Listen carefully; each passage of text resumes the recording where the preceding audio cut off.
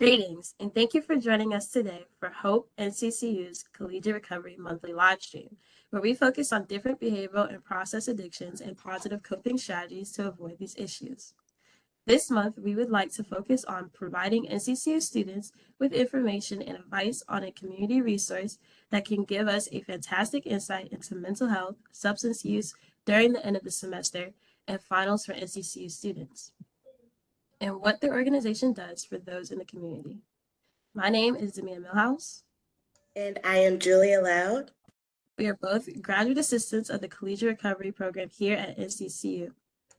Without further ado, we would like to introduce our special guest, Ms. Robin Featherstone of NCCU's Tutoring Service Department. How are you? Good morning. I'm well. Thank you for having me. Thank you for joining us.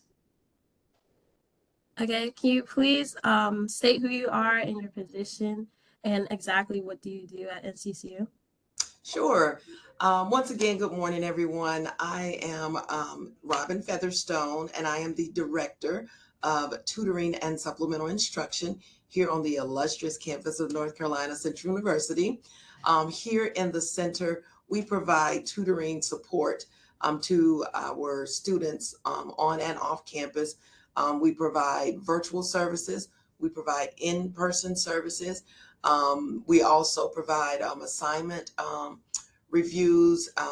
In addition to that, the Tutoring and Supplemental Instruction Office, we just say TSI, we provide workshops on time management, study skills, how to bounce back after, exams. So we're just here as a support unit here on the campus of North Carolina Central University.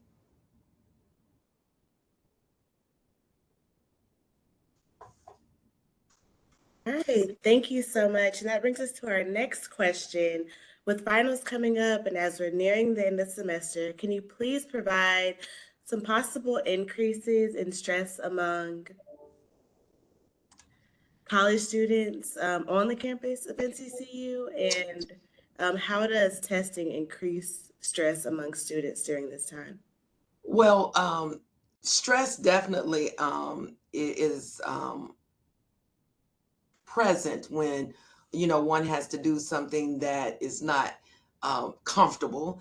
And for a lot of students, taking tests, exams, it does increase the stress levels. And so with that, that can also affect how you perform, on the actual test. So we try to make sure that students that we work with, that they understand, okay, we're here to help you to get ready for tests or just to review certain information that they're going over. But we also remind them that there are resources on campus that can assist them. Now, when it comes to taking tests and that stress level, different statistics, different publications have proven that the actual level does increase basically for everyone. When you go into a situation, whether you're feeling good about it or you're not feeling good about it, still there's a stress level there. So don't have specific numbers, but I do know that, like I said, just from studies and everything, the levels increase at least by 15%, and in some even more. And so with that being said, that can cause other, concerns.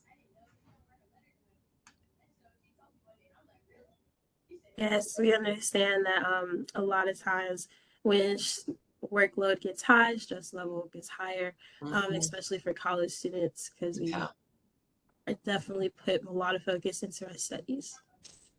Which leads us into our next question. What are certain worries that you have seen or may expect with increased stress levels during the time of finals? And are there worries of increased substance use or mental health concerns? Yes. So right before midterms, before finals, our services really increase quite a bit. And even with students, excuse me, that my tutors may see, I am so sorry, excuse me, or even you know, supplemental instruction sessions, students come in, students drop by my office. We can see that there's a stress level that has increased.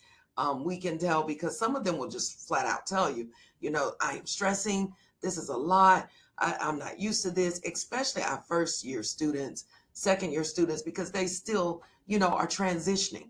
And so I have seen several students that testing really causes their anxiety to peak. It can cause depression in some students that I've met with. I have, certain students, they get sick when it's time for, an exam or a major test. And I do notice, from some students I've talked to, there's an increase in alcohol use. Some students come in and, they've used some other substances and I can even smell, in the air. And so they're trying to find other ways to cope. And I recently shared with a group of students. I did a workshop on After the Pain, how to bounce back. And that workshop was to meet with students and talk about what they could do next time to better, perform on their exams or their tests. And I shared with them when I was in school myself. You guys are a lot younger, but I used these things at one exam because I really wanted to try to do well. It was called no dose. And no dose meant you don't go to sleep. And so I tried to use that so I could stay up, I could cram, and then I crashed. And it was not a good crash. So I share with the students trying to, drink lots of coffee, trying to stay up, trying to drink those energy drinks, trying to do all those things. It is really not good because you think you're staying up and you're going to focus, but you're really not focused. And I always share with students before they take their tests, their exams, the best thing is to get adequate amount of rest. Make sure you have studied. Make sure you have studied not just the day before the test, but you prepared yourself well in advance so you can avoid some of those stressful, triggers. And so, to go kind of circle back to the question, yes, we see students who come in who try to find other ways to cope, but we try to make sure we give them some other mechanisms that will help them.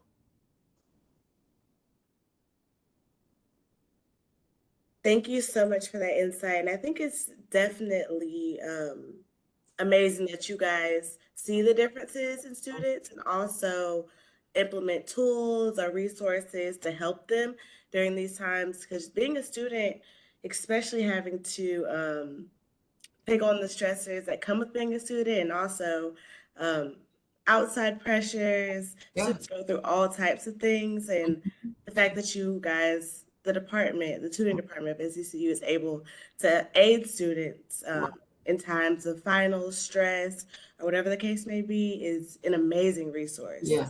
And you did answer a lot of our next question in your previous response, but for student tutors specifically, do they often express worries from students or within themselves toward their mental health during final season?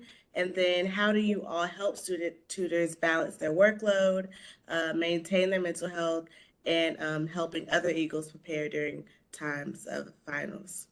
Ooh. Okay. So, first of all, our student tutors, we meet bi-weekly, and at the very beginning of our meetings, we do a mental wellness check. Because I'm aware they are students first and they're trying to help other students, and you cannot assist anyone else if you're not well. So making sure they're well, making sure they know what resources are available on campus, making sure they know that it's okay to say, I'm not okay. Um, I've had a tutor in the past who was like, I thought I wanted to do this. This is too much, because not only am I helping them, but when they come into the room, to get services, sometimes, some people sit down and start just talking. And, that young lady was like, this is too much. And that's okay. So making sure they're okay first, because no one who's hurt, if a person is already cracked or bruised, you can't help heal anyone else. You can't help them do better in class. You can't help them with anything. So the first things first is making sure our tutors are in a healthy space, making sure they are good, making sure their mental health is okay, making sure they're physically okay, making sure they are doing okay in classes. So we make sure we do that with them. And then your second part of the question, it was how they balance the workload. Yeah, of course. I know that was a lengthy question. I'll read the second part Okay. again. And the second part is, how do you help them balance their workload, maintain their mental health, as well as assist them in helping other Eagles prepare for final season? Okay. So I kind of answered that, just kind of making sure that they're good and making sure everyone knows what resources we have here on campus. Some students come in with such high levels of anxiety. Um, some request services and they're dealing with depression. They're dealing with a lot of different things. A lot of people laugh, but this time of year, seasonal depression is real. The seasons are changing, it's getting dark early, you don't want to do your work, those kind of things. So just making sure our student tutors are prepared even when the students come into the room, either virtually or in person. And they're just like, okay, they have a little small talk first. It's not just a jump right in and let's get to work. It's how's your day? How are you doing? Our students, tutors are trained to make sure they share with the tutees the different things and places they can go on campus. There's a survey that they do as well at the end once their services are done. So we try to be attentive to mental awareness, mental health rather, where the student is, because like you said, students really get stressed. This is like being a student is stressful. Trying to go to class every day and learn every day is stressful. And we're aware of that. So we want to make sure, that we handle our students that come to us with care. Thank you for sharing that so much. Mhm. We know that upswing is often something that tutors and students utilize. Can you tell us what it is and how it benefits our students? Sure. Upswing is it's a technology that was created to help students be able to get the support that they need outside of the classroom at no additional cost to the student. Now, they partner with the university, of course, there's a cost, but not to the student, if that makes sense, so that the students can get tutoring services anytime they need it around the clock. You can get a tutor at 2 p.m. or 2 a.m. Upswing does not go down. Upswing is there. It provides the tutoring support. It allows us to have student tutors that I hire, that I have here, to be able to be accessible through Upswing as well. So my tutors can provide services in person, but they can also do it during Upswing. And the good thing about tutors who are students here, they may decide, you know what, during the day I am a student myself. My services are available only between 8 p.m. and 10 p.m. That's good because you can go on Upswing and get that service. Now, the thing about Upswing that I do like is it provides not only services for academic reasons and academic support. You can also there's a component that's a mental health component there, and you can go in and there's videos, there's resources, there's different things there to tell you how you can get assistance. So I like Upswing. Upswing is good. It's really unique, a unique type of platform because it's really aimed at for students who um, need that extra assistance, whether it be academically or not.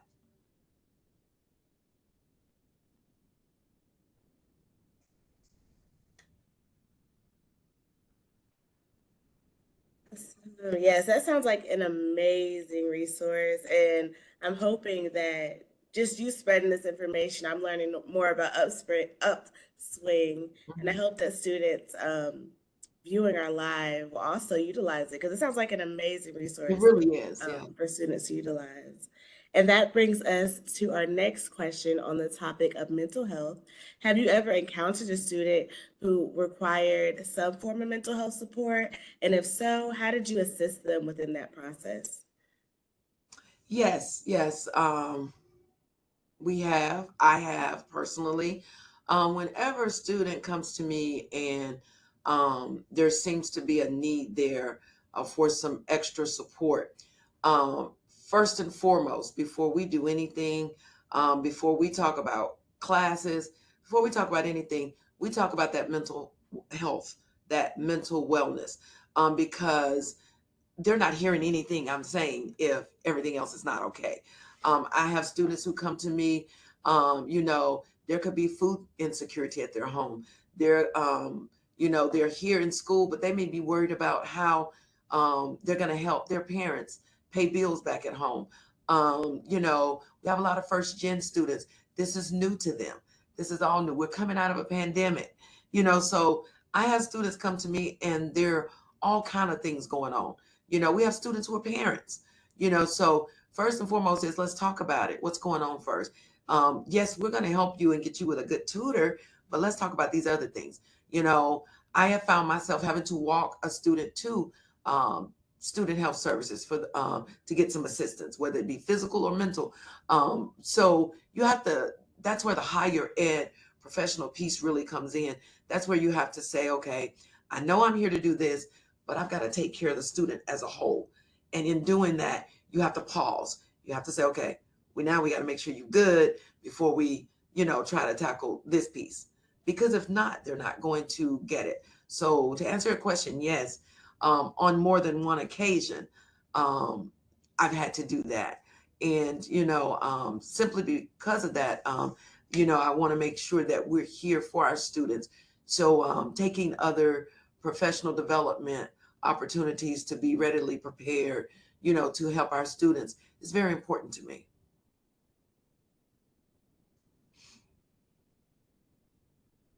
Thank you so much for that. And with final exams approaching, what advice would you give to students to help them end the semester off strong? We have a lot of study tips I give students. First things first is, there's some basic things. You got to rest. You can't go to every party. You can't be out, as you young people say. You can't be outside. You've got to take care of yourself. You have to rest. Um, Adequate diet, a good diet is important. All those physical things are important. And then mentally, you have to have yourself in a place to be ready to take an exam. You cannot be all over the place and worried about a boyfriend, girlfriend, or something else, and then think you're going to go into an exam and do well. So you've got to be okay mentally. You've got to be okay physically. You've got to be okay all over to be able to go in and take that exam.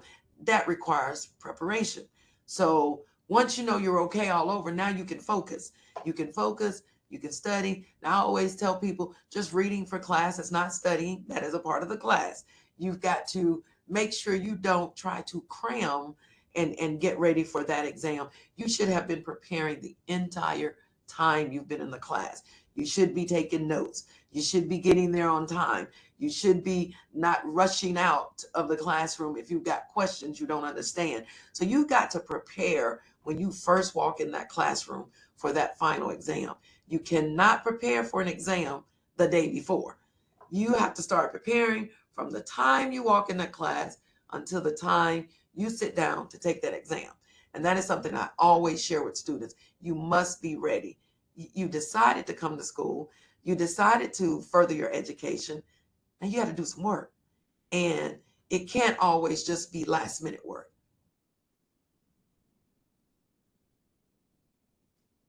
Yes, thank you so much, Ms. Robin. You have provided amazing information throughout this whole live stream. The NCCU Tutoring Service Department does amazing work for students. It's an amazing resource for students. You guys do great work within that department. We just want to thank you so much. But before we end the live stream, we did want to ask, is there anything else that you would like to share with our audience? This could be events. If you have something else that you want to plug in, we just want to give you the space and opportunity to do so. Sure. So, it's such a coincidence that we did this today. This has been tutoring and supplemental instruction's first TSI week.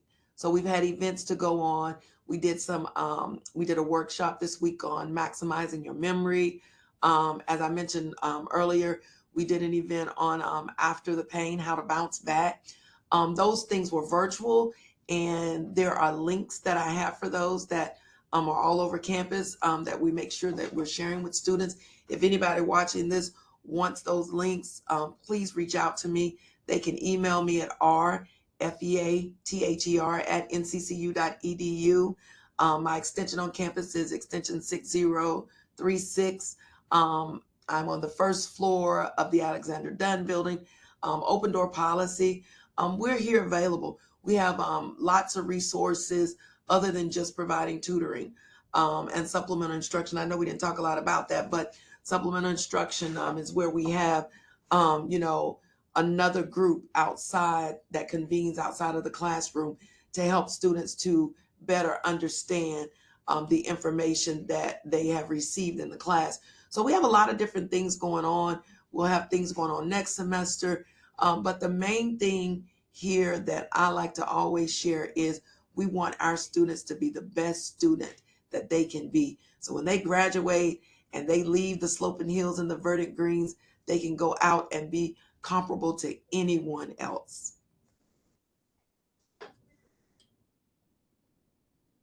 Thank you so much for that insight and being here today and sharing all the great information about tutoring services. And we really see how much you cater to students and how you care so much for their mental health and their achievement in school. We would like to thank everybody for joining us today. Please follow up on all of our social media platforms. Follow us on Instagram at NCCU_collegiate recovery and at NCCU_counseling center and on Facebook. Also, be on the lookout for our next monthly live stream. Have a good day, everybody.